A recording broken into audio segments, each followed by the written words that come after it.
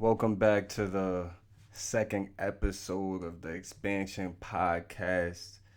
It's your man, Nyce the God. Tonight's topic is pro life versus anti life. And the reason I am bringing this subject up is because the other day I was talking to my mans about my new business venture I have started and how I got to deal with all these energies when I'm running around trying to, sell my product and stuff like that. And I just was so amped in a moment that this concept came to my head, pro life. I'm pro life because I want to deal with all the energies that I need to deal with. Because these are the energies that's going to bring you to where you need to go. And I feel like being pro life is embracing everything that is life. And anti life is being resistance to anything that is life.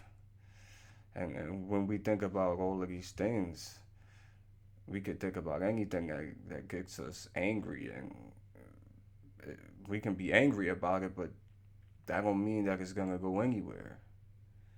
So I feel like the best thing for us to do is like embrace it.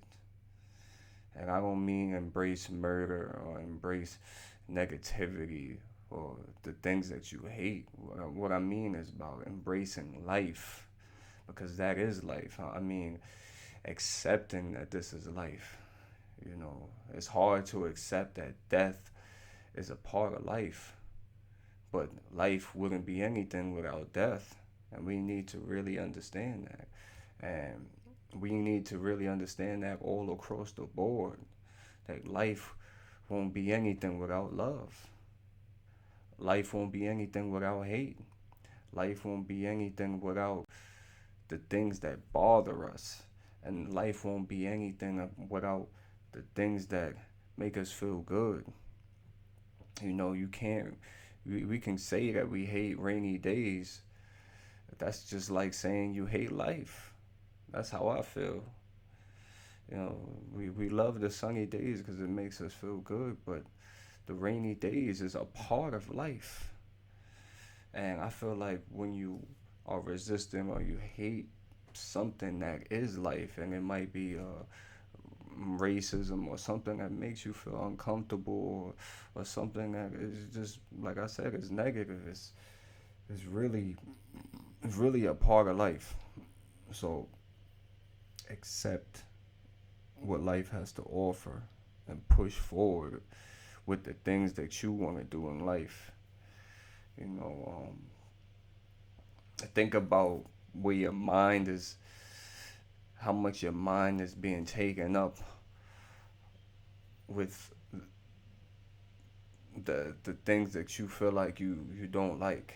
And if God was watching or any type of this the force of nature would is probably just screaming behind the scenes trying to get your attention saying, look, you need to wake up.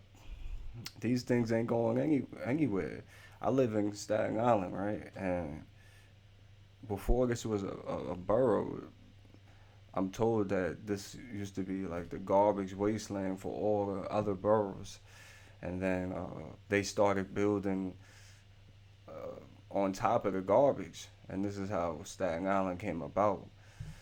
So even the garbage, even the things that we throw out, it has nowhere to go. You can't even throw out the garbage. There's nowhere to put the garbage. There's no place to send the garbage. Where are we sending garbage? You know? Even if we burn the garbage, the garbage turns into ashes. And we still got ashes. Now what do we do with the ashes? You know? Just like when water evaporates, it turns into gas. And then it goes into the air and it comes back down in the form of rain and then it's there. There's nowhere for anything to go. So these things that I feel like these things that we dislike, We need to accept it just like we accept when it rains. Um, we need to accept it like when there's an earthquake.